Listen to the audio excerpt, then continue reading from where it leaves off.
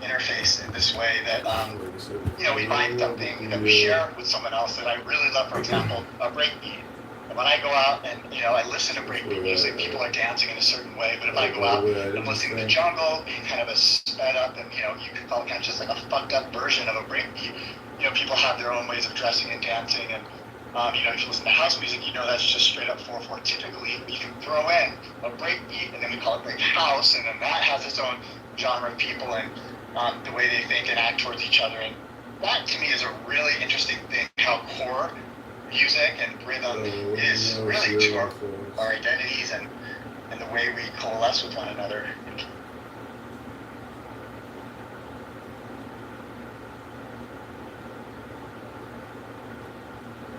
Another important one is when you work that into your melody, and it's like a fucking thing, they'll get right to the primal fear, the limbic region. For the Washington lectures. Fucking Harvard. He's trying to get like Noam Chomsky but with music, like trying to break it down, and it's depressing. Of it. What do you find the most depressing about the book? How would you define the book? It was going to really happen here. What's already happening. You got like algorithms that can scour the internet, analyze every song that it can find, and then trace any similarities. And then, lawyers will use this software, these algorithms, this artificial intelligence, manipulating, like artists that you have a case, kind of like, oh, this song sounds like another one. It's just like, it's gonna happen. It hasn't already. Like, how many times do these people, like the Marvin Gaye family or whatever, it was really them that were like, let a lawyer probably approach them. Like, you stand to make some money here. Wouldn't they be making the money on the settlement because someone doesn't want to have to pay a lawyer to defend that there is an intent that was not to steal? Or is this, besides the point, because it seems to me the same thing that they were doing with the whole DMCA, where they were just suing everybody, and in fact they were, to some degree kind of entrapping people by, just having availability of certain media on BitTorrent, etc. And then the second someone had an IP address that could be traced back to that particular song, they were sent a letter, they could be sued, and then they were offered from an attorney, the privilege of being able to settle for a few $1,000s. I mean, kind of what I'm seeing is someone has a real sketchy kind of business model in terms of, their law practice. But I can see how this opens that up, the way technology is right now. By the way, I didn't think about electric for the washing machine staggers the wind if you have thoughts. And also putting in an outlet for machines.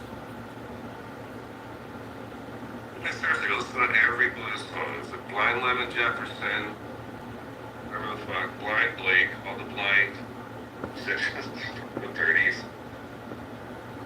Like, I wouldn't, they all use the same chord progressions, it's like the same shit, but they're like so progressive and unique, and they don't have this like unique way of playing guitar. It's nuts. You guys haven't heard Blind Blake? He plays like ragtime piano on a guitar. He does this shit with his thumb. It's crazy. I'm like, I'll never be able to play that shit. And this guy lived like -40,000. So to your point,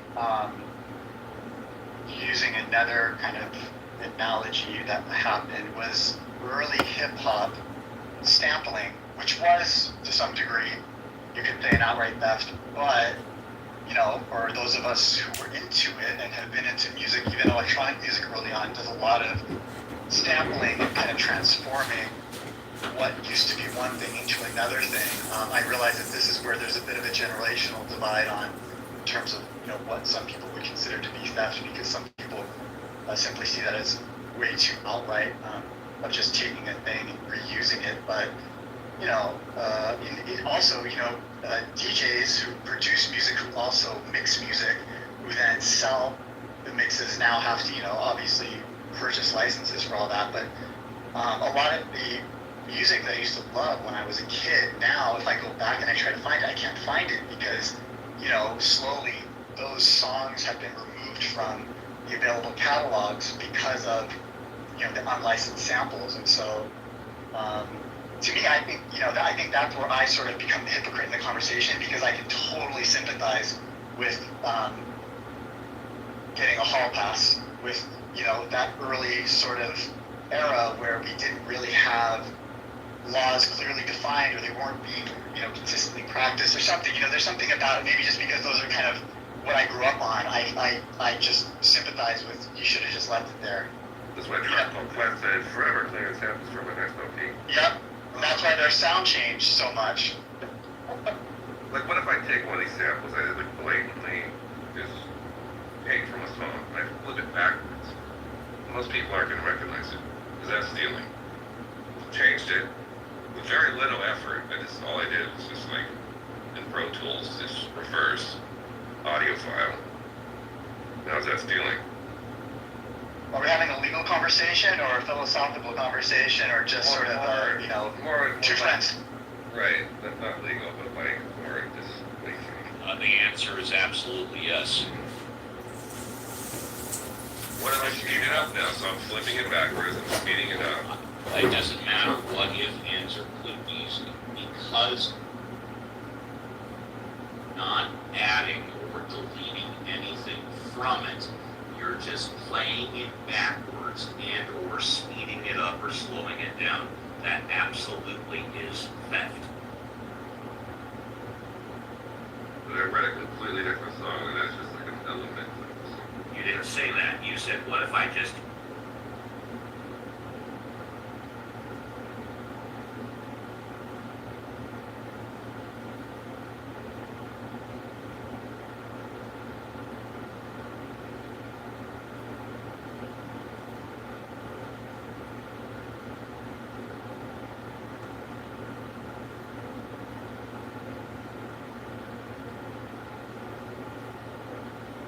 Hey, Uncle Steve, the green bean asshole.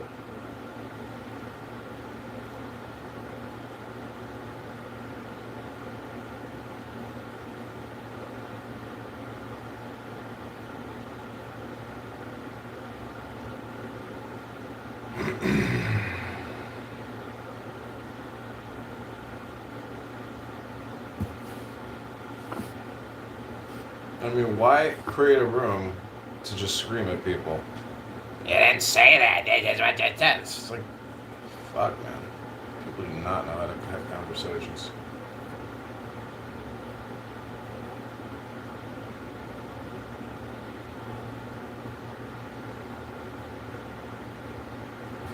Oh, by the way, I didn't think about electric. I'll take some photos.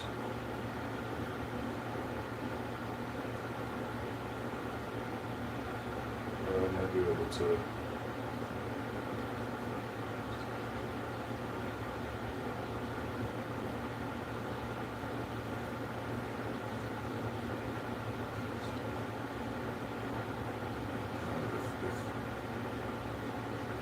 I'll send you some photos of the cloud that might be able to run an extension cord instead of outlet install.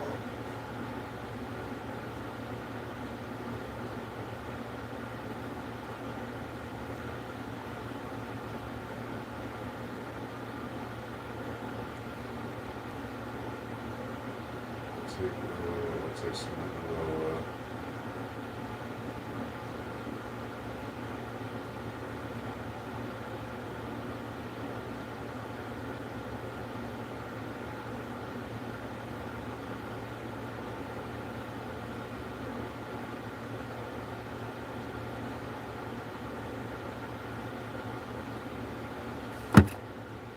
So, Drudge Report is officially a CIA app, or controlled by a nefarious organization or individuals or group of individuals that bought it out.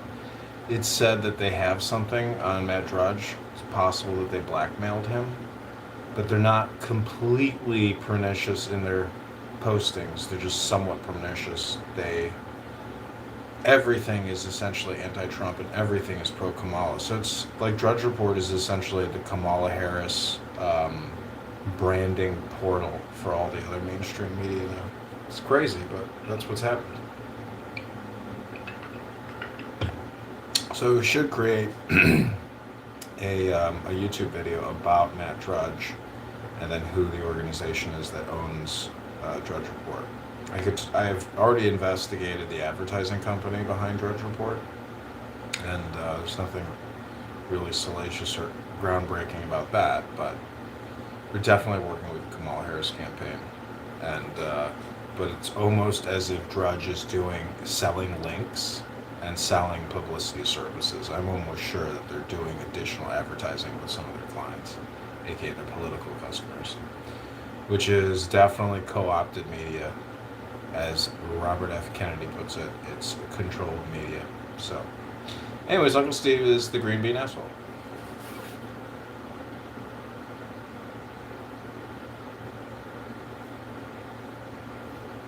Doctorate, when they're in a punk band, if they use someone else's bars. What if you just used a bunch of clips of Benjamin and did, set it to music and did, a Benjamin supercut? As a form of torture, or what is it? Well, Tom, It's Beethoven, he did nothing wrong. Get it up, man, get it up. Just while you're in the middle of eating it up, explain to me how the parties, they separated and cause each other's outputs to change. Are you gonna that and follow it by 20 minutes of house music with Benjamin going, these scientists, Stanford fraud, Stanford. Mark Tessier Levine. Mark Tessier Levine is a nice ring. I'm pretty sure you can put that in this Rich Bro.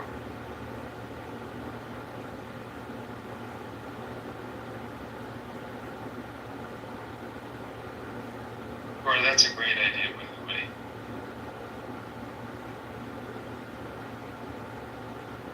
Did you read the article today, Cora? The 5 minutes of fraud was pretty good. There's 800,000 deaths. 5 minutes of what? What'd you say? is it linked in the chat? Link it in the chat. Oi. Let's read some break these.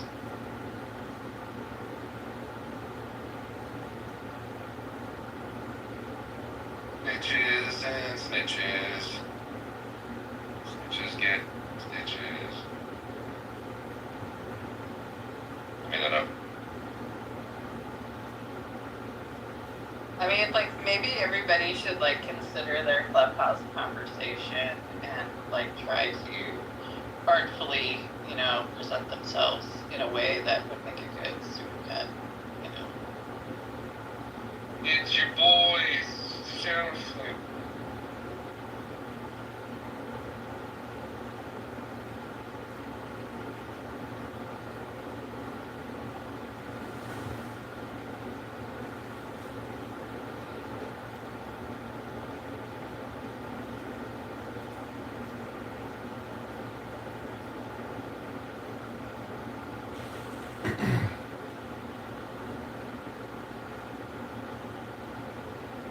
That wasn't Karen Carpenter, it was Leonard Cohen, and she covered it, Hallelujah song. That's the one where she's describing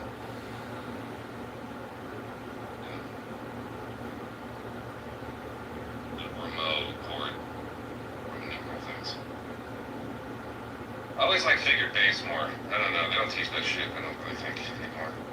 There's a book by what's his face?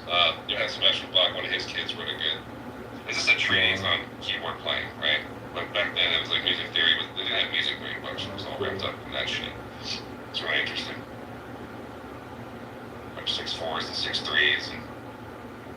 Hey Cora, so your idea for Benjamin, it triggered a memory of this album that Terrence McKenna was on by this group called Space Time Continuum in the early 90s. Yeah, that was basically that. I know exactly what Yes. you're talking about. Yes. It was pretty big among certain kind of clusters back then, and there were a few people that did that. The other guy who wrote, and this is terrible that I can't think of his name because he's famous. He's an author. heroin addict, had some story about like a big ass bug. It was kind of some. Yeah, he had an album too that was like that. That was set to some kind of electronic-y type music that was all like that. So He also was on Tom Waits' album. It's Black Riders. He's on that album too. So it's a proven concept. The Lee Moore song. Yeah. So it's a proven concept. I mean, this might actually be a viable artistic endeavor. If we just all steal Benjamin's voice when he's on, we all record him separately, then we get together without him in the room, and we make the album, we make some money on it, and yeah. What's your favorite album for us? What's your favorite one?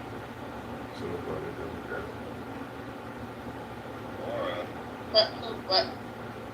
What's your favorite one, Congressman?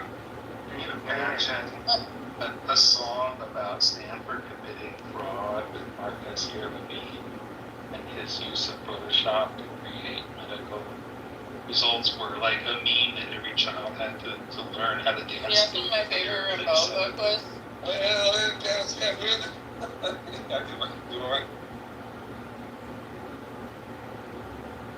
Like Stanford's reputation would be in the tank like in 4 days. Oh, look, I'll pay the production cost what it costs. Don knows how to run a studio. He can play the chords and know what the chords are. They're just going to be dun dun dun dun. And Blues. It's gonna be like 12-bar blues. Bro can do the rap music with GPT. I think it'd be no problem. We should be able to have this done by the end of the show. John can beatbox. He's gonna beatbox. Oh, I'll show my dentist. I think Carranza could do the voiceover. He seems pretty flexible with his voices. So what's the word for when I create a sufficiently identical enough agent that I can have that agent come on as Benjamin and I can just split rooms with Benjamins, like a Benjamin attack, if the topic is something I'm... What's that called? Yeah, where you steal someone like... It's a Benjamin Cascade. What it is. But like... If you don't like the topic, It's like selling A-pop you knows pull a this. Benjamin. Yeah. Sometimes a Benjamin is really dig deep into the topic, like if people are getting really personal, you offer your own personal experience, like washing your clothes. The best Benjamin though is an anti-Benjamin. So that you just solved the riddle here. If you go into a topic I don't like so much, I'm going to introduce the anti-Benjamin into the room to give you what you're dishing out. Oh wow, like an entanglement problem, like putting particles.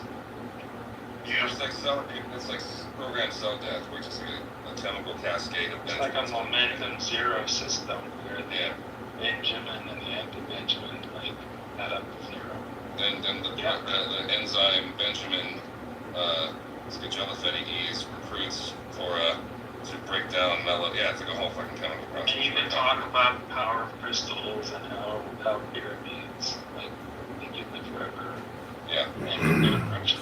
Like, That would be so awesome. That would be so awesome. I think my tactic would just be to read Emil Cira aphorisms like endlessly until, So, That since thing where we claim our identity. Such amazing art, evidence of history. There's one second. okay, so since we're talking about hosers and either copying or sound alike or ripping off or stealing, and it's time for the first. There's a very, very short clip at the top of the article. It's Paul McCartney. Who's on TV. Such amazing evidence of history and time.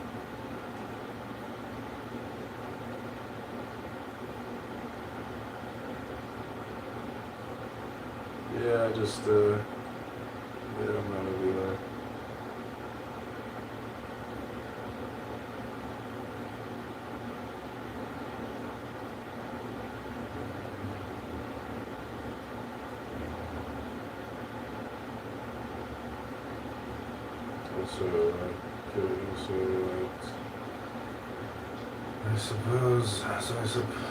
Yeah, I might do just investing in R and should go for quick study also, I suppose. Just available.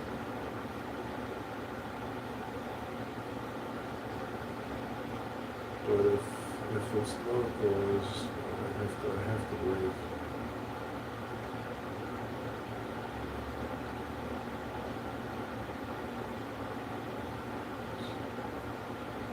To preserve and educate. Yeah, another dealer just investing in art and geographic proximity. Also, I suppose just amazement and curiosity. But if it's local, I have to believe there's some long-term value and importance to preserve and educate on.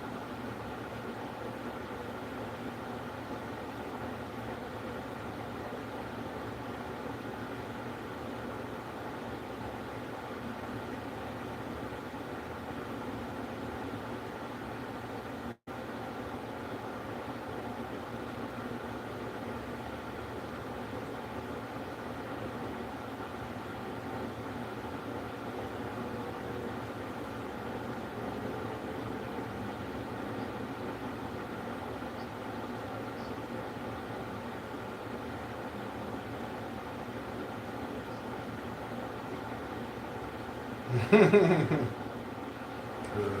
fruit was terrible.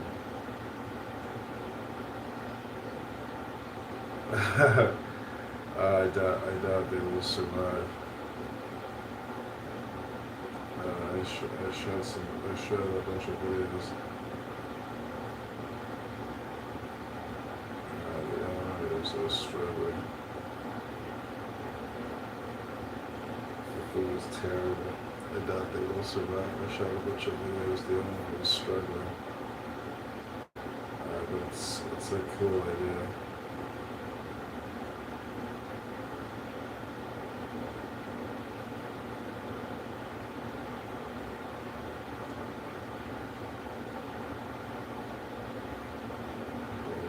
Oh, probably.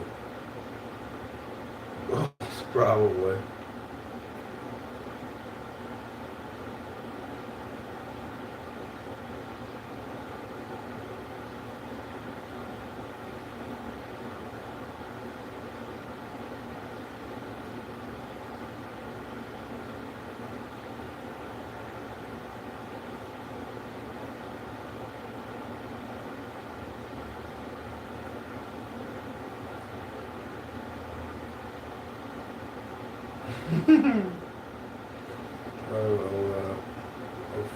What's your email?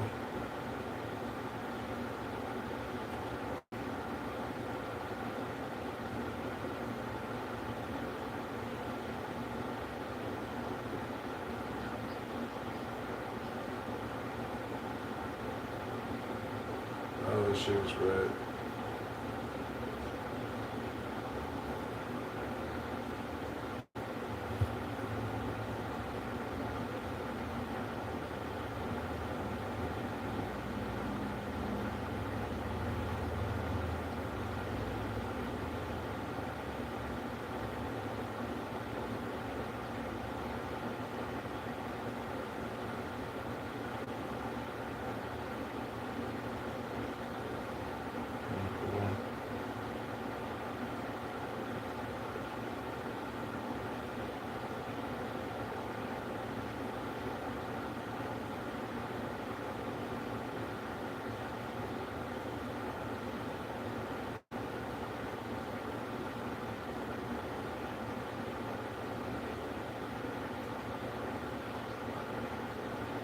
Well, my dad was a cop at 24th District for 20 years. I grew up playing golf on Pratt.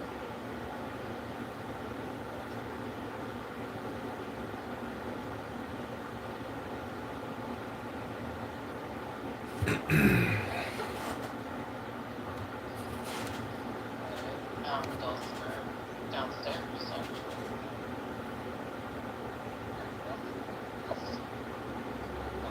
John, you're real low. No, okay. Well, kind of. Much better, whatever you did. Great.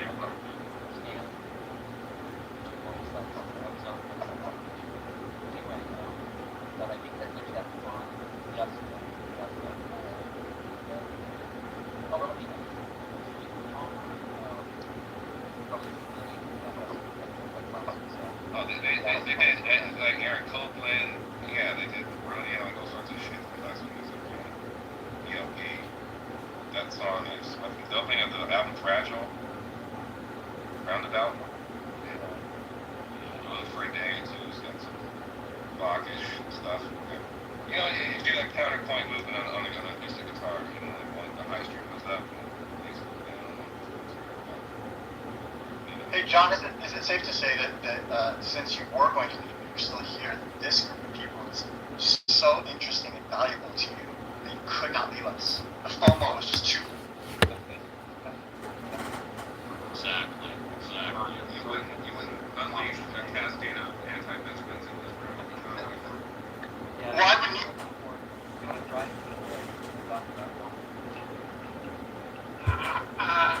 Doesn't try. Trust. Almost by driving away means kind of back to his former thoughts. His haters at town hall. Hey, I hate to interrupt you, Benjamin. I have a question for my Uncle Steve. Oh yeah, no problem. Everybody interrupts. Go ahead. So, Uncle Steve, in terms of atheism and theism, Yeah. you know, this spiritual movement from the 1960s, like Alan Watts, Ram Dass, Krishnamurti. Come with interesting places where you get this. Houston Smith. Go ahead. So I was just wondering, do you think you're God in drag? Oh, no. Thank you. Really simple question, simple answer. No. What is the musical instrument that the Hawaiians play all the time? I forget. Ukulele. Ukulele. Ukulele. In my opinion, the greatest ukulele song of all time. Which of course is not the right time. Brother is Over the Rain. This is gonna be Yeah. Yeah. That's it. I play it on the show every so often. Called it. Yeah. And by the way, one of the greatest ER shows, when Mark Green dies, they played this version of Somewhere Over the Rainbow during the show. And it was the only time on network TV where they said the word shit. Because Mark Green couldn't get out of bed, and then he fell out of bed, and he pounded his fist on the floor and said shit. Only time I think ever on network TV that they played shit, except maybe when they were playing the war movie Saving Private Ryan. I think they said fuck a couple of times, but they gave disclosures for it. But on like network Oh, I TV think I'm between 8 and all 11 okay, cool. o'clock. I But fucked up the dulcimer. I'm very Yes. tapped at the moment. I didn't say it was dominant. I just said it was around Not there. I've looking, never heard of it. to a I don't nice even know what the fuck collection. is. I just know that adults. Just, Back like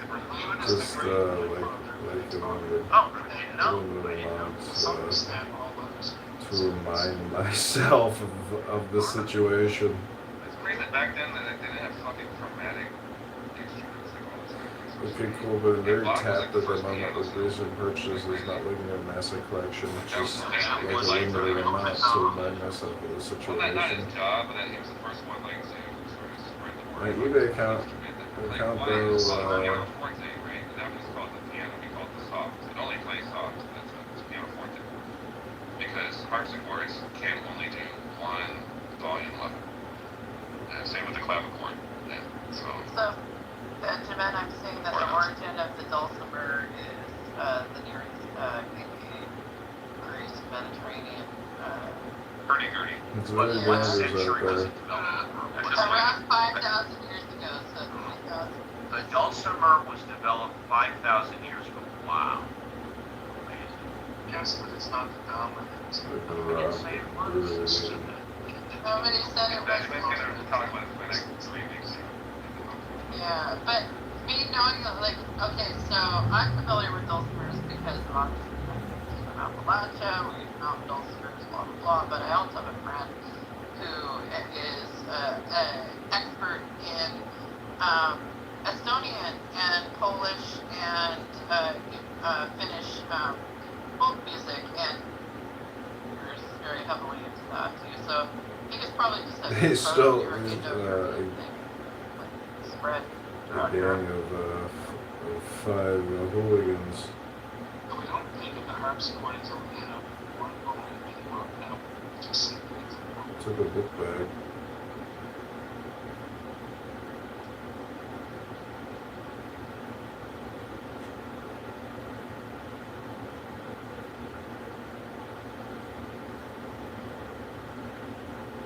it's like that world. Oh, my fanny pack. I thought that was Spared me my wallet and keys. Usually I can at least get Every on the day road in with the yard.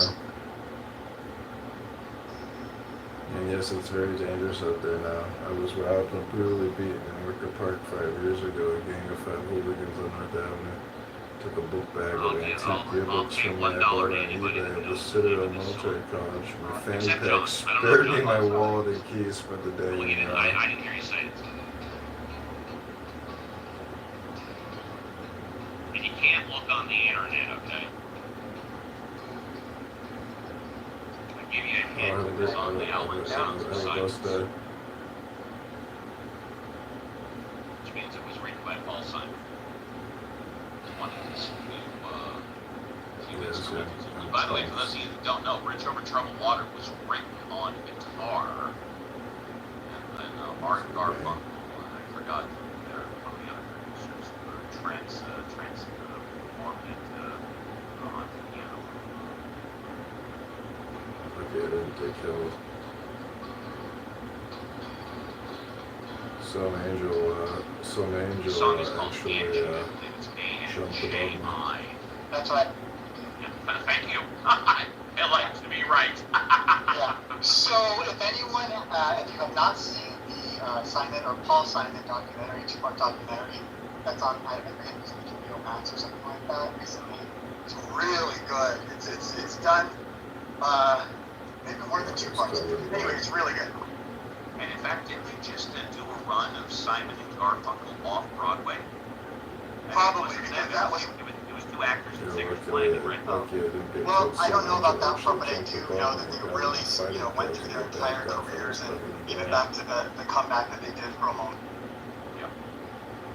I didn't realize they had a comeback, so that was a new thing I learned from watching it.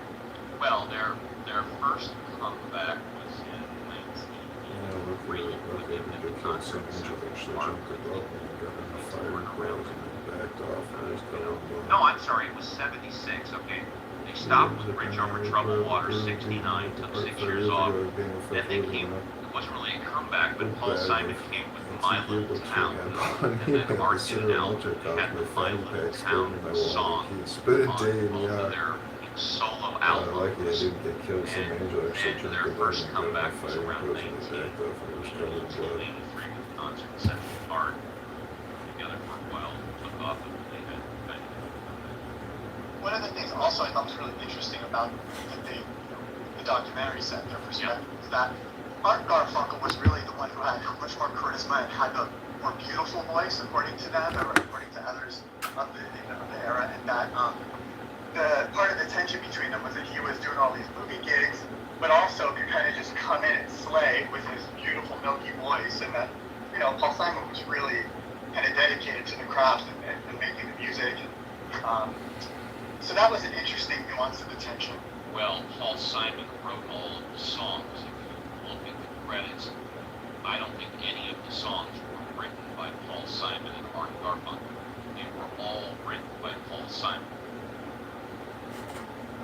It almost seemed to me kind of like the that age-old, there's the front person who, it kind of goes to their head a little bit because they get a lot of the focus, but maybe they're not writing all the music.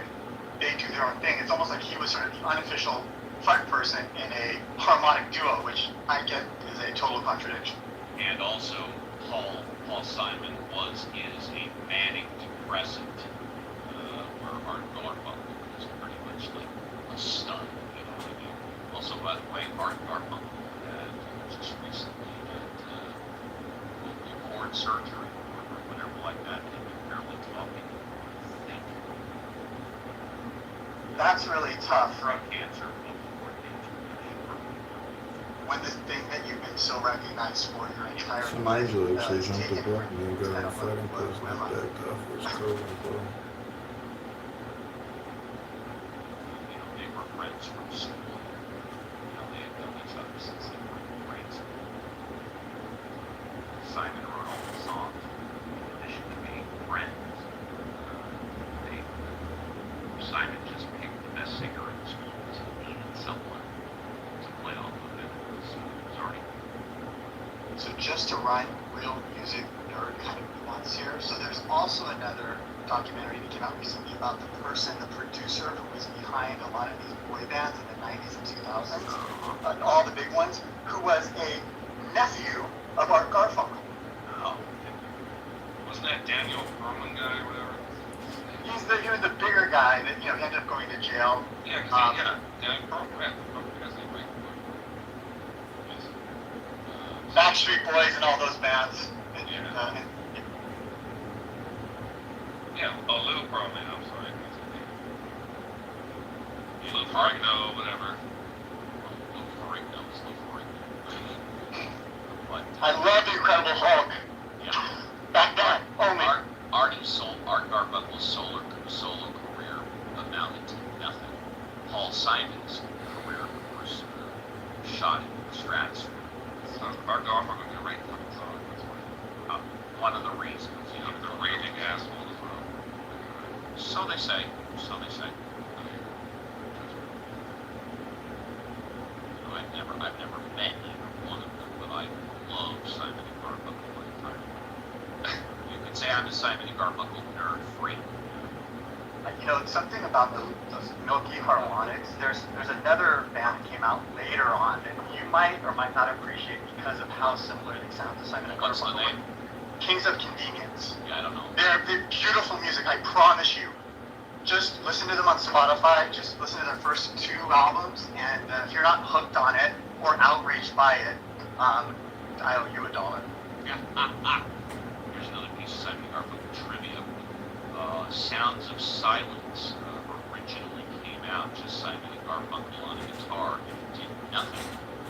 And then arguably without Simon and Garfunkel even knowing it, their producer at the time just threw the drums and the electric guitar and the bass on it, re-released it on their next album, and that's when it became the huge hit that was on the Smith. That was the second version of Sounds of Silence, the one that we all know. Well, of course, most of the time when they play at the concerts, they play it as an encore. They play it with just Paul and Marty and the guitar alone.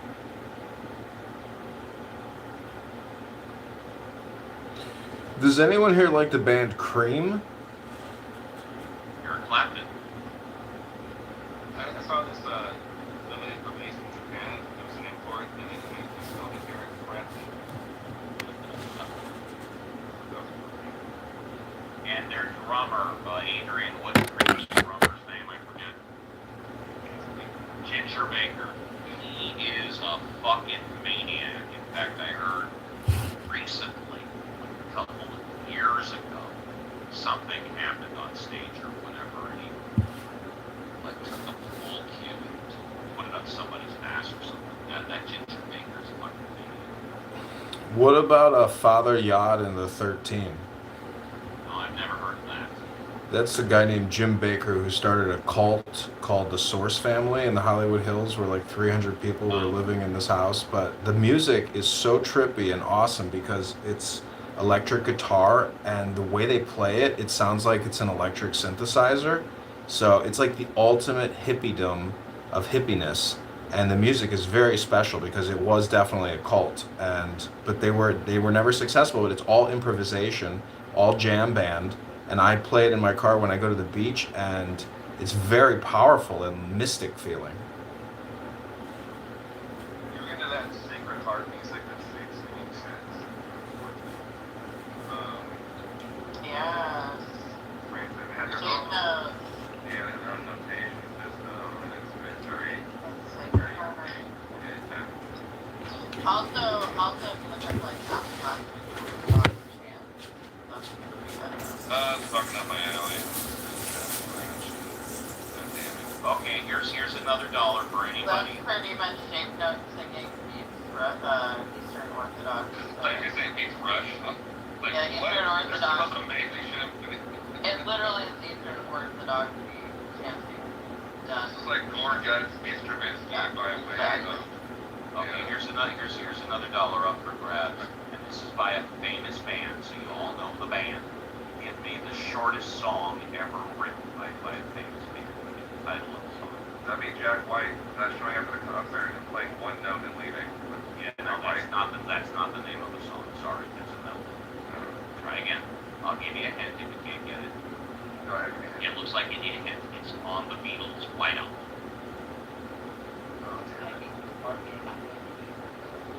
And he makes Rod Stewart ending that.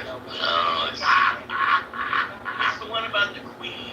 Yeah, but what's it called? You're right, Ben. What's it called? Oh, jeez. I was just thinking. That's okay. Okay, y'all. Here's the shortest song ever, and it's written by the Beatles. It's called Her Majesty.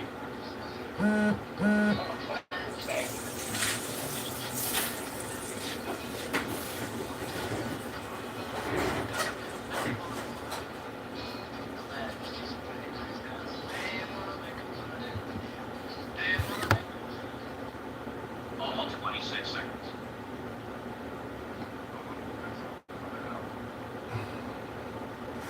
The dude is here. Don't play any. What's it? The Eagles, because the dude hates the fucking Eagles, man. Freebird. Freebird. I always thought Freebird was a burnout song. All of my buds love Freebird, but I couldn't understand it. That was a song that belonged out. That's free fun. Oh, exactly. Hunter tossed this one over. I think they want to call it out, but I don't want to actually hear the song. What's to say it? It's fun to say it out loud in the wrong, inappropriate way. But now I just say Slayer, Claire Harman. Go Slayer! What? Yeah, it's like a little party in your mouth, huh? Saying that word. My response to Freebird was always this song by the Outlaws. Because it was a long, drawn-out song, but it had great guitar solos. John, you ever heard Greengrass and High Tides? I know you have. You guys can talk over it. Lynn, you guys can talk.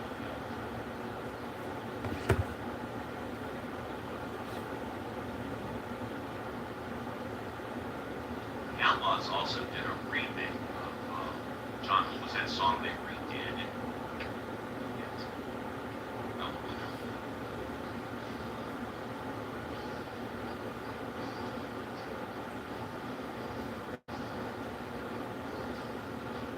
And then it goes on and on with the lyrics, and then in the middle it has this great guitar solo. I always loved this guitar solo.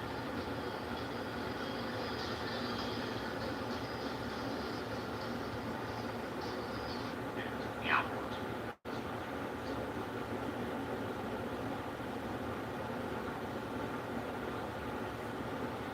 By the way, hello, man. It's a special Saturday. I just got off with a cruise ship, so John will be from here for like 3.5 hours. An hour and a half before just to the Did you see the track? I was there earlier, and I came back when I saw your face. Well, Matt, nice to see you there, Ron. Did you see the tragedy in the Mediterranean with that guy whose super yacht, went under? Yeah. Poor Yeah, guy, his daughter they died. found the seventh body. They found the seventh body.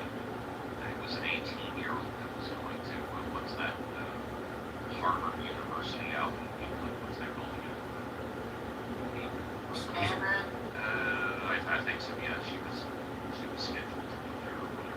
There's a party Cambridge. Yeah, it was a 180-foot yacht, and they don't know why it's sunk. Did you read about the fraud trial between him and Hewlett Packard? Because they bought out his company. He got an $800 million windfall from the buyout, and they claimed that he was cooking the books, but he won.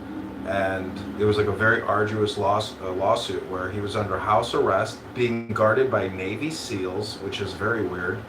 Fucking very weird. So there's all kinds of things I think surrounding his death that are conspiratorial. I'm not saying it's a conspiracy, but it's just an interesting story. It's a great tragedy. But the fact that such an amazing boat is fucking at the bottom of the ocean from a water spout, it's very weird. Yeah, they said that, in other words, not a roadway, but a water spout, which I've never heard of before. It's a tornado. Pink laser beams from outer space. It's an underwater tornado. Is that what? No, water it's spout a tornado on the surface of the ocean. Tornado on the surface of the ocean. Okay. No, I've never heard that. Cyclone. What happens when Yeah.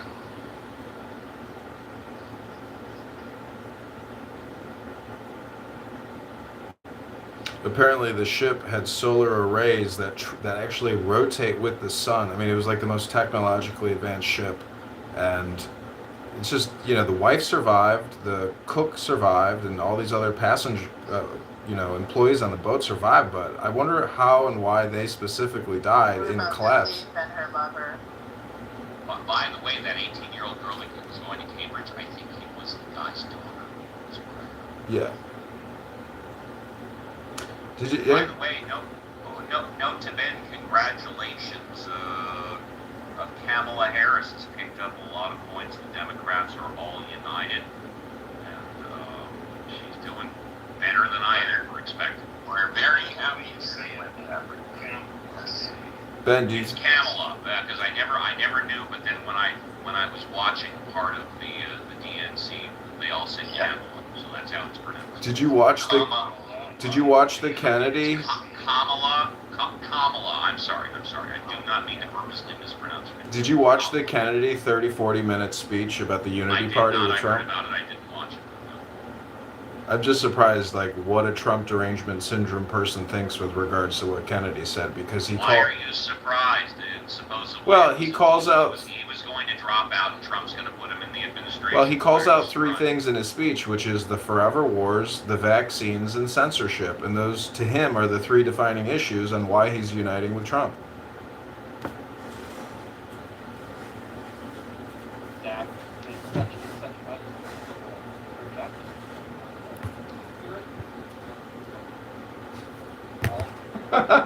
Got him. I thought, Camel. Am I pronouncing that right, Camel? Yes. Think of comma. Think of comma. Okay, Kamala. I thought her speech was amazing. Her speech was fantastic. Even though I don't like her views, but I've always said she's one of the greatest politicians of all time. She's never lost an election, and her speech was amazing. It was great speech. I have to agree with you.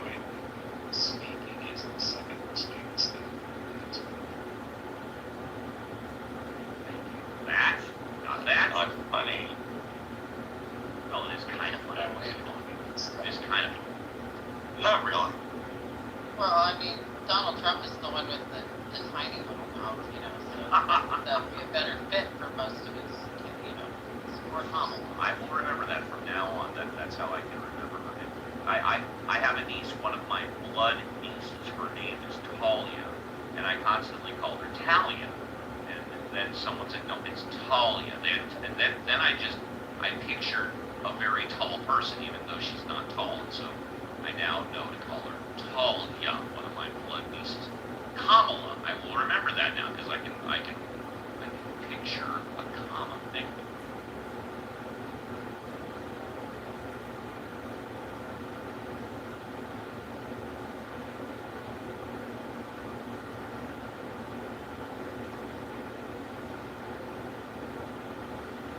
I think Trump can afford to lose one or at most two swing states.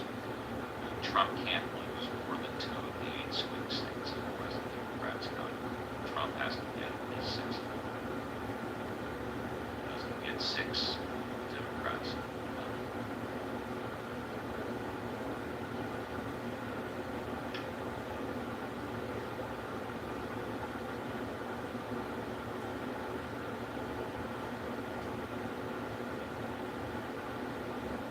I hate to have to explain to my daughter how to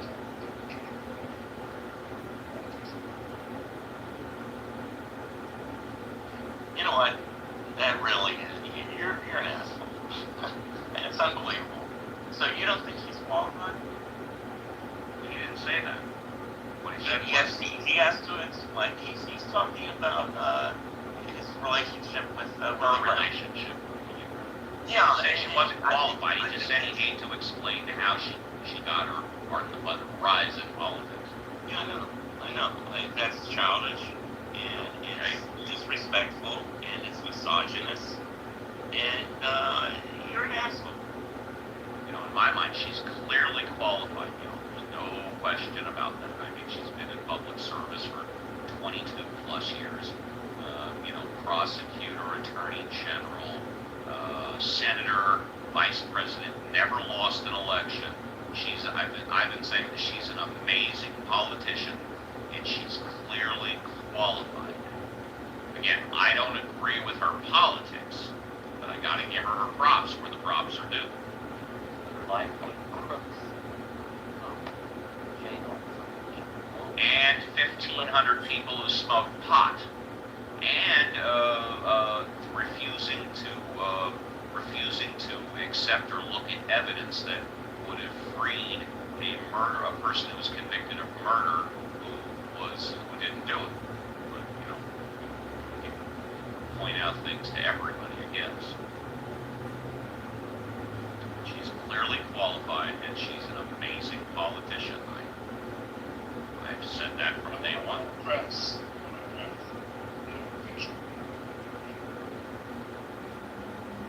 And we might have been mistaken. I will go on mute. In fact, I'm going to walk away for 5 minutes. John, get yours. I think that it's misogynist to take a job away from something, like sexual practices to take that job. And every job that comes with her behavior, you took a job away from somebody who wasn't going to give it. Listen to me carefully. That is a bold-faced lie. Okay?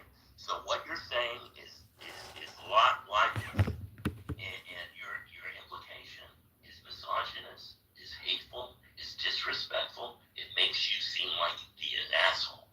You are. You are disservicing yourself. Don't dig a bigger hole. Don't dig a bigger hole. No, it's fraudulent, right? Benjamin styles himself as somebody, a tireless crusader against fraud. It's amazing. Unbelievable. Has it been falsely reported that you had a relationship? Can you please just wait till you're not eating? They were boyfriend, girlfriend for 1 year from 1994 to 95. It was publicly known. It was not a big deal. He didn't give her any job. He wasn't in a position to give her any job. It's bullshit. Yeah, and that, You know what this is? This is can I chime in really quick? This is the framing that the sort of the MAGA cult likes to do. They just stay constantly on the offensive. It doesn't matter if it's fact-based or not. They just want to stay on the offensive. The second they're called out, on the utter ridiculousness of something, either they lean into it deeper or they just change lanes and just attack with something else. There is no way to keep up with it, Ben. Don't even waste your own mental health on it. Well, and the thing I think that's really important to notice is what Ben did there. Isn't it true that, and of course then he goes to the one thing that's true, right? With the implication, the dishonest, the willfully dishonest implication, that's all that matters. Well, basically what I hear from you, Benjamin, this is just my honest feedback, is you do play a game of sort of taking a position of setting the frame and then sort of trying to land your art piece in the midst of it. And, you know, I don't know that we all agree with the frame. Maybe not. I mean, just to be clear, I'm going to vote for Kamala. You know, I'm going to hold my nose. I don't have to like it. And I have to vote for her. But I don't have to like it. What I don't under. Some of the things I don't like. It looks to me. Yeah, how many men have been appointed to commissions or boards just by having a buddy butt elbow rubbing fucking relationship with somebody? Like you act like a woman dating a man that she probably had a lot in common with. They had good conversations, whatever. He knew about her abilities and intelligence, you know. But he probably appointed a bunch of his fucking squash buddies, playing buddies, or golf playing buddies to commissions and boards too. Why don't you care more about that, Benjamin? Like, for fuck's sake. So I have lived in more countries than just one, and I can tell you this thing about getting jobs by performing for women is rampant in other countries, and it defines the ability to have a job in countries east of and if you accept it here and you accept it now, you make it. So if an intelligent woman who has You a have vision made your own. does what it takes to get in a position where she can actually Right. exercise Now you're her straightforward intelligence and justified. ambition, suddenly she's Right. the one at fault? No, it's Now the fucking men that insist on it. Now we move beyond denial to justification. That's exactly it. Actually, you know what? You don't get to set the frame, Benjamin, because we don't all agree with the frame you're setting, and that's okay. You can believe what you want. I think it is of note, though, that in certain cases, you know, the woman is vilified for a behavior, but in another case, you know, it's seen as exploitation. And I think that, you know, personally, I think the way that works is whatever benefits the man is going to be the storyline that reigns supreme a lot of the times, or at least historically. And so I do think that it is of note that, you know, the so-called religious right is not having empathy and compassion for a woman who's been exploited, but more trying to demonize her with conspiracy. Can I get a clear indication from Benjamin just what position did Willie Brown give Kamala Harris? But be specific. What position did he give her? Yeah, I think the position was knees in the carpet. See, you know what? Fuck you, Benjamin. That is such like just a completely offensive thing to say. Really is. It really is incredibly offensive, Benjamin. And I think if you don't apologize, Behavior, but in another, especially in response to my question. It's a serious, legitimate question. that was a very valid question. I was actually waiting to hear what he had to say. Maybe there was going to be something interesting. I literally feel like you just sucker punched me in my Adam's apple, Benjamin. So we're waiting for the apology. I understand. By the way, I know that the answer. the positions that were available to her were not given to her by the boyfriend, but it was the opportunity to be within a circle. But I do think that she did get powerful jobs because of the emotions connected to this gentleman. So first of all, thank you for And if you're so offended by knees in the carpet, I sincerely apologize. I can't imagine that being offensive. I find it incredibly offensive, Benjamin. Incredibly. Yeah, it really is. It's unbelievable. I guess I'm not going to keep you off the stage, but I really kind of feel like we're one hair away from that. And I just want to point out, I mean, so you have really walked back your claim. This is what you do. You make an over-the-top claim and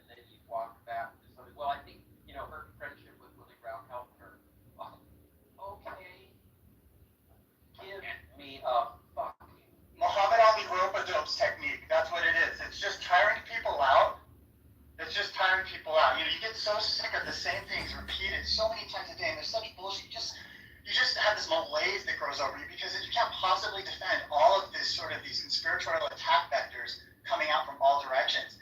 It's a problem, Benjamin. It's a problem. In my opinion, I think your sort of position is problematic, not just that we disagree. And I have the answer. I know, of course, that I had to look it up, but I do know that I knew before I looked it up that he appointed her to one or two positions. He appointed her to the California Unemployment Insurance Appeals Board and later the Medical Assistance Commission. I know one of them paid a salary, and this was back 30 years ago, of like $75,000, where you had to show up like once a month or something like that. But he did appoint her to the California Unemployment Insurance Appeals Board and the Medical Assistance Commission. I had to look that up on the internet. And of course, she became a district attorney in Oakland. And Willie Brown supported her run, just like he supports a lot of people. Supports. There's absolutely no indication that he appointed her to an elected office. Oh no, he did not appoint her to an elected office, absolutely. Well, I understand that there's an obstacle to Trump's talking point, that that's what these are, indeed. But How did this become Trump's talking points? I don't understand. Somebody say that. I do think this is barely described as one of the MAGA talking points. I think John is right about that. Look, I have a visceral obstacle to the notion that women can only get ahead in society by getting ahead. So I'm sorry, you believe that to be true or not true? I think it's really problematic. I think it is. No, you believe it to be true or not true? Forget about blocking. Yeah, that's the problem, Benjamin, is that you think that that's the only way that they can get ahead. I'm waiting. Yeah, I'm waiting for an answer. Is that the only way you think they can get ahead is with sexual favors? Is that the only way you It's think? problematic. No. Is it true or not true? How about problematic? Is it true or not true? That happened. It is more true in some parts. It is of the more world. true. Parts. Happened with Kamala. I think a better question here is, if it is true, Benjamin, if it is true, should they be punished for it? Because this is a form of demonizing, dehumanizing. This is essentially taking something that now you're saying they have no control over. It's not even their choice, right? Your position is they just have to. I'm not So aware should that they- Nancy Pelosi should they be punished for that? sexual favors. I know Hillary Clinton didn't give any sexual favors. Benjamin, I don't. Yeah, I am not suggesting that people ever be. You want to give an example of another woman who's in politics who gave sexual favors? Would you give another example? No. So the only one you can think of right now off the top of your head is Kamala. I thought of Kamala Harris, right? Well, that's the one that's running for the most powerful seat in the world, and You know, I have no problem with what you did, John. I have no problem. Yeah. Yeah. And I looked at the audience because his answers are routinely and strategic. You know, I asked him true or not true. He says, well, it's problematic. And then I asked him, no, forget about it. Is it true or not true? Doesn't answer the question. Yeah, no, he's strategically clinging to Kamala is the only example of a woman who got ahead by giving somebody a blowjob. She dated him for a year and a half. It wasn't one blowjob. Dated her. right, it's like if you socialize in certain circles, you're likely to date people within those circles. The other thing, Cora knows. I think the idea is if you date someone in those circles, you're likely to socialize and get known in those circles. And vice versa, yeah. of Yeah. course. so just quick, this is just my opinion, take it for what it's worth. I think the reason why these kinds of arguments become so effective in terms of their outcome is because they keep people chasing, the trees. And so really, I think the argument, the counterpoint is really a counterpoint to the frame. And I think that that's the place where there is weakness in the armor, because they have an unlimited number of conspiracies because they can just say anything.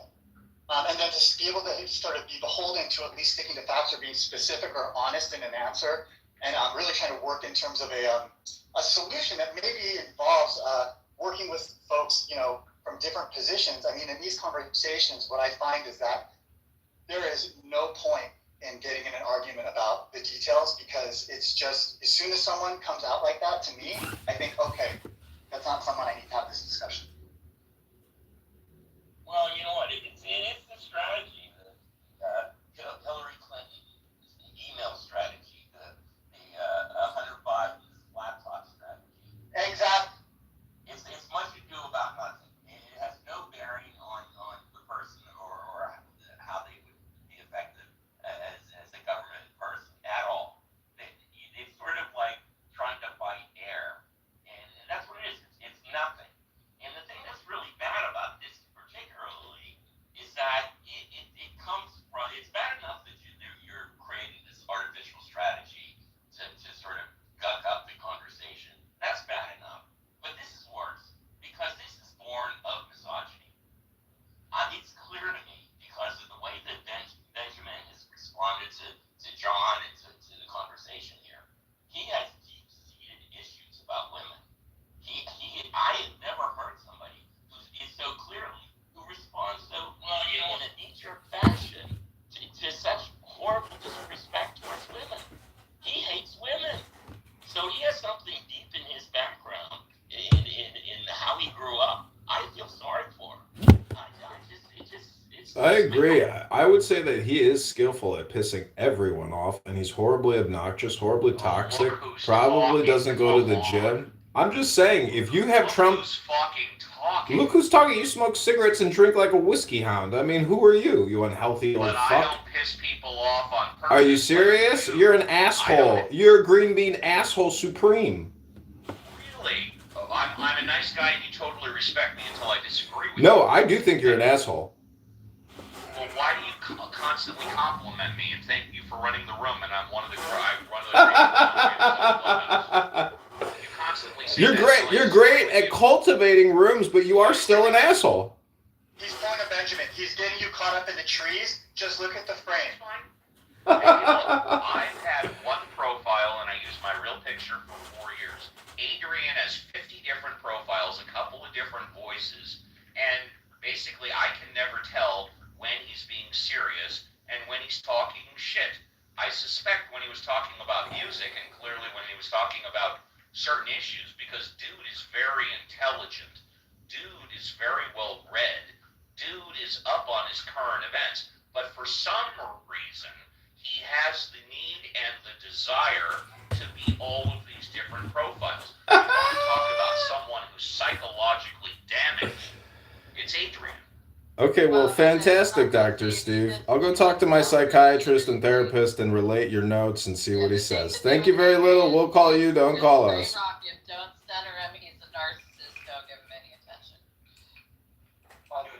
Dude is also a complete liar, but that's besides the point. I just love the ad hominem attacks. You know what, Benjamin? Well, You know what? You're great, Benjamin. These guys are indeed assholes. Excuse me, Adrian, or whatever the fuck your name is. Did you not offer me a couple of $100 per podcast to do a podcast on your channel? Yes or no? No, I told you that I think that the Man Cave podcast could get sold to a venture capital firm, and I said I would pay you $100 to host the room. After that, you said you wanted to do a podcast, and you wanted to produce a podcast with me as the host, and you were going to pay me a couple of $100 to do it. Or No, did you forget? 100 to 300 a show. That was it. Yes, you did say 100 to 300 a show, and I said, okay. Did you ever do that? Are you close to doing are you ready to do Did you it? ever even spend any time doing it? No. Steve, if you don't want to sell yourself, I'm not going to sell you to myself. Well, then you shouldn't make offers that you can't come through with. Well, you know what? The offer's withdrawn. You're an asshole. Now I have nothing else to say. And see, John, I'll go back to you just a second. I want to get this out. Adrian, I don't know about anybody else, but I'm the only one that still knows who you are and allows you to come on my show and have your fresh vibe. Everybody else is fucking sick and tired of you. nobody else will fucking put up with you. But I still allow you to come on my show, and everybody knows the reason. Because I still think that you add value, content, entertainment, and a little bit of knowledge. I see the added value in what you do, but for some reason, just are who you are. John, take over for a bit. Well, I was going to say, Steve, Benjamin does have his hand up.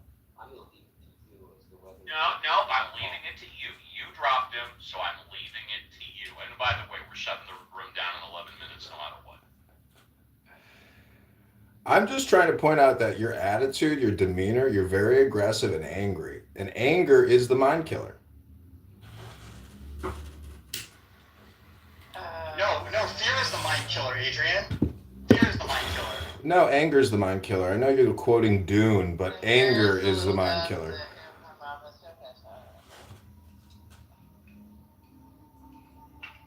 The thing is Dune is more interesting than you, Adrian. Oh, okay, Corey, you're so fascinating yourself. And Dr. James, why do you call yourself a doctor? Because I have a doctorate. Great, you can call me doctor too.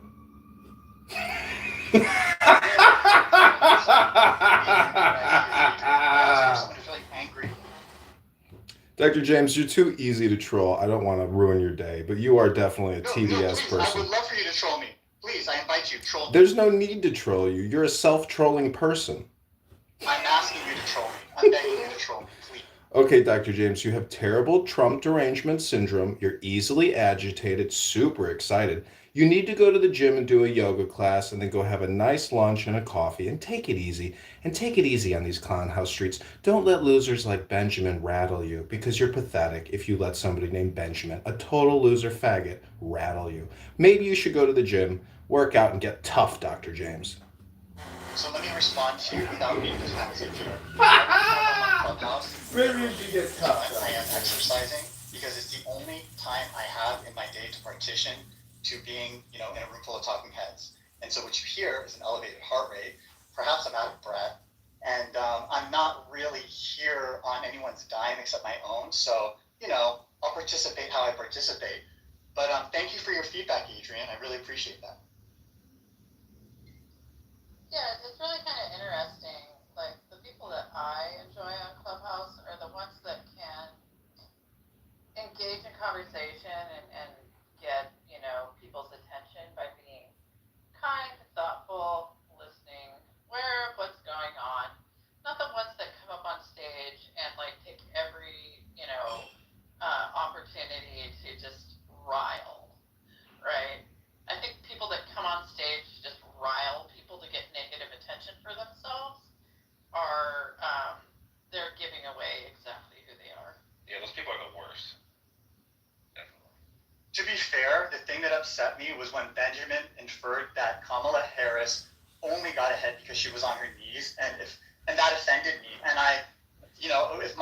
when I said "fuck you," that was just an authentic response to such kind of out of left field nonsense. I just didn't expect it. I didn't hear it coming. So you're right, Adrian. I'll give you that. You did get it. I mean, Dr. James, you're your own worst enemy. I am my own worst enemy. Ben is his own worst enemy. Benjamin, Steve, we're all our own worst enemy. If you don't agree with that maxim or aphorism, I mean, you don't understand basic, just common sense and pragmatism or philosophy. If we're in the workplace, I'm going to participate in this conversation differently. However, when I'm here, you're getting some kind of version of the Sicilian Jersey James that's sitting at the dinner table talking with friends. And there's a lot of talking, and it's not quiet. Oh, so, shit, you didn't mention you're Sicilian. Fuck, I didn't know. I'm sorry, Dr. James. I didn't mean anything. I didn't mean any disrespect, Dr. James.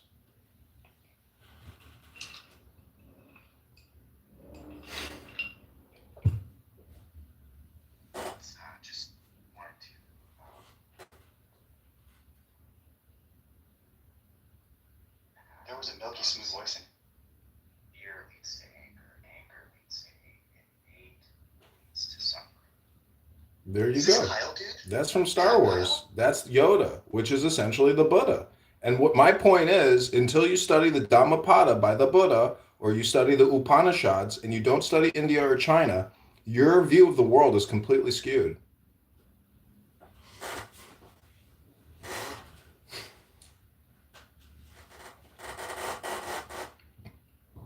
I have studied all those things, Adrian, and I think your view of the world is completely stupid. Well, you're still a dumb bitch.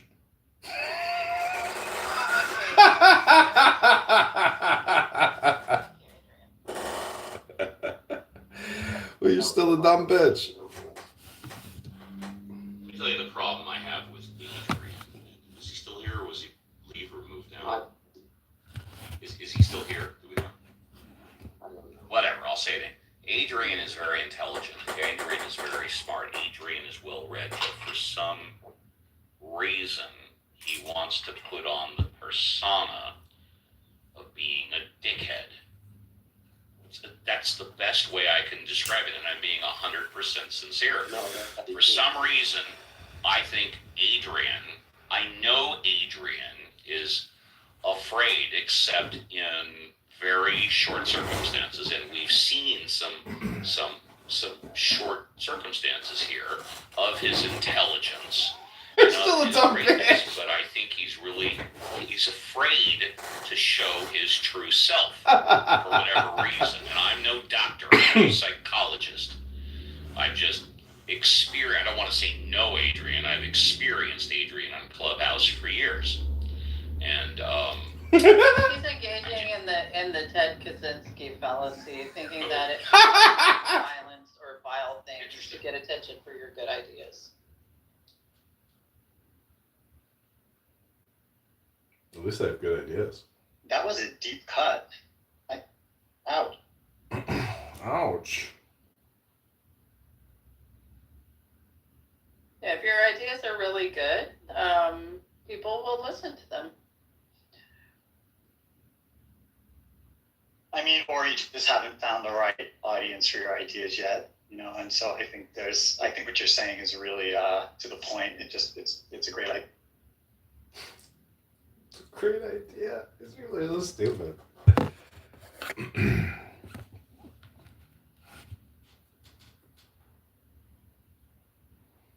It's because you're still a dumb bitch.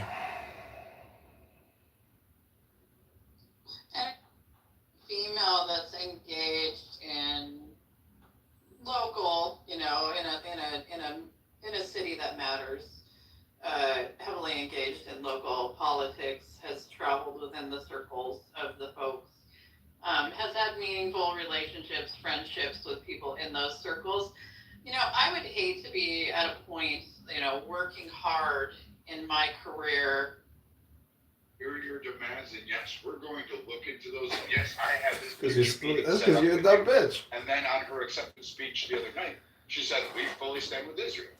So which group are you pandering to? Because I'm kind of confused. Like, are you sitting there to the protesters in the street saying, "I agree with you. I'm standing toe to toe with you. I'm going to march like you did through BLM riots," or are you going to actually sit there and side with, one other group? Like it goes back and forth, and you're right. She really doesn't help the Black American community at all. She won't. I just don't see it in any kind of honest way. I see us actually going to war and actually watching our economy just plummet. That's what I see, and that's what I fear under her. I don't think it's going to be great under Trump, but at least I know I'm not going to fall off the edge of a cliff. With her, I don't have that answer. Well, Brett, even people like Larry Summers, Lawrence Summers, from the Obama-Clinton administration, he couldn't even confidently think about Kamala Harris taxing unrealized gains. Because he knows that $100 million from a stock market company, that's a small company. $100 million, that is a small company. And we're going after them like it's the highest of the highest. The problem is unrealized gains don't even open, how can I say it, the Pandora's box of regular single-family properties getting taxed, because they're saying, well, we're just going after the cash right now. We're not going after illegal assets. How do you even tax unrealized gains? I don't even understand how you actually mechanically do that. It's impossible. Well, Lawrence didn't talk about that. Lawrence was pretty much on If there's no transaction, there's nothing to tax. So it's delusional bullshit talk, just like her. It's delusional, and it's going to sputter off tax receipts. Tax collection is not going to be efficient, and the scenario of it's messing up the macro. She wants to use the Internal Revenue Service to go after the top 100 billionaire Republicans and just bleed them dry. When it comes to that situation, you're messing up the macroeconomy, you're messing up the stock market, 401ks is at risk. And like Brad said, I don't think necessarily Trump is going to be the greatest the greatest comeback, but I don't think that he's going to mess up business and permitting and intentionally destroy the ease of doing business. Because even when people say, oh, he only helped the big corporation, the big business. Well, a lot of the permits was approved. A lot of these companies are not big companies. They're just trying to fix it, look at regular community red. It's just a situation where I'm looking at it as no accountability and no standpoint at all. And, a lot of people are caping for the situation. Like, you got people like Ben Bernanke, supportive of Kamala Harris, Larry Summers, supportive of Bernanke, you remember that name. Listen, unrealized gains is to go after people like Elon Musk that are sitting on a pile of stocks, haven't cashed out, they pay themselves a salary, they live modest lifestyles, they grow real corporations, they're not communist, Marxist, socialists. That's what all she wants to do is wealth redistribution by theft. She's nothing but a thief, a robber, and a blowjobber. He said a blowjobber. That is funny as hell, man. But yeah, man, it's crazy because even Lawrence. Because I looked at Larry Summers' interview yesterday on work, and even he was struggling to find any kind of strong key attaboys because he knows that even Bill Clinton, he didn't touch capital gains into an exorbitant amount. Bill Clinton didn't even touch unrealized gains. He didn't touch carried interest, which that's very big in the big finance world. There's certain things that even Bill Clinton knew not to dare touch that Kamala wants to touch. I'm done.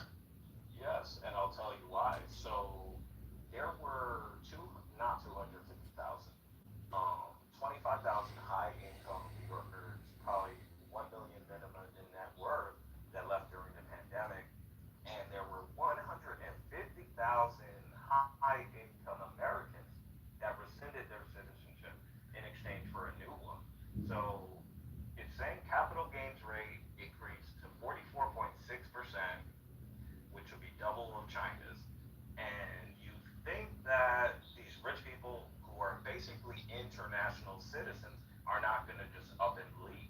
They're going to pay their exit tax and get the fuck out. So it's very funny. She keeps talking about ROI, return on investment.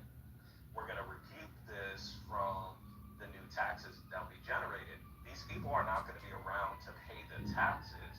They'll be in America on a tourist visa, and they'll just come to do business, and that's it. They're not going to reside here anymore. And see, that's shrinking the economy. That's literally shrinking the economy, where you don't have that person 24/7 anymore. He's just here every now and again. You can't be able to get any property tax from him because he done sold off his assets on some Steve Wynn shit. Because Steve Wynn, he done sold off 600 million of his personal assets as well. Yeah, it's a Which I like Steve Wynn. I like Steve Wynn with Donald Trump because he's like the West Coast version of Donald Trump in Vegas.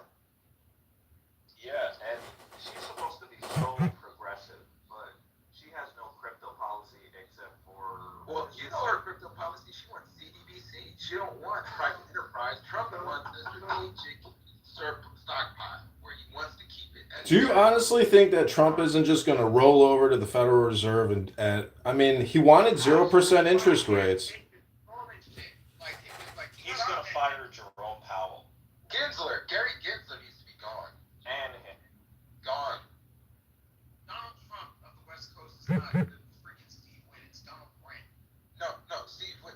No, Steve. I'm talking about Steve Wynn. How he's flashy like Donald Trump. Steve Wynn went out on a date with his nail salonist and fucked her, and he had to pay $10 million for fucking his nail salon. I know it's Donald That's Brand. I know Donald Brand's worth $16.2 billion. Yeah, I know Donald Brand. He's the other motherfucker that's in charge of Irvine. But look, Kamala wants to tax, there was a 30% on electricity for crypto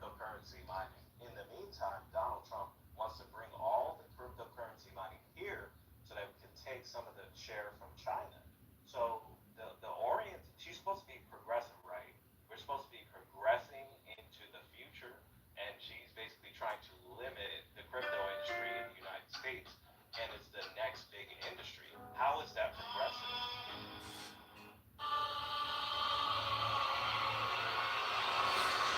I don't know. Kamala's shit looks like a big clusterfuck. So, I mean, back to the title of the room. Did anybody watch the Kennedy 30, 40-minute speech about the unity party with Trump? Yes. So, I mean, his big three takeaways were the forever wars, vaccines, and censorship. Those are the three primary reasons why he's forming a unity party with Donald Trump. You go to Drudge Report today, Drudge Report is a publicity hole for Kamala Harris's blowjob theft operation, her Marxist communist terrorism. Whoever the fuck is in control of Drudge Report now, it's 100% behind Kamala. So what does that tell you? That Matt Drudge, who is a homosexual, has been essentially blackmailed into giving up the world's biggest news source for Kamala's campaign. He's blackmailed, and that motherfucker has been got. Now, when it comes to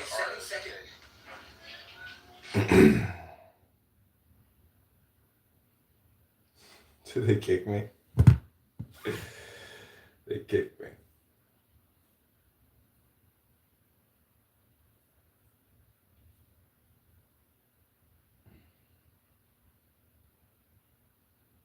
If you can't spread your real propaganda opinion, I mean, it's just censorship. So Brad practices censorship. So the best thing to do if you want on a lockdown is go ahead and stock up on your food now and your water now, because you're going to need that. You're not going to get any of that assistance, okay? But you don't even look for it. He's been blackmailed. Okay? We already see how they plan with the president and trying to get us to sway towards a person that ain't even black and pushing that narrative. So I can only imagine. Don't say it! Don't say it! And last but not least, it's so funny. This is how you train a child. You put the whole world on lockdown one time,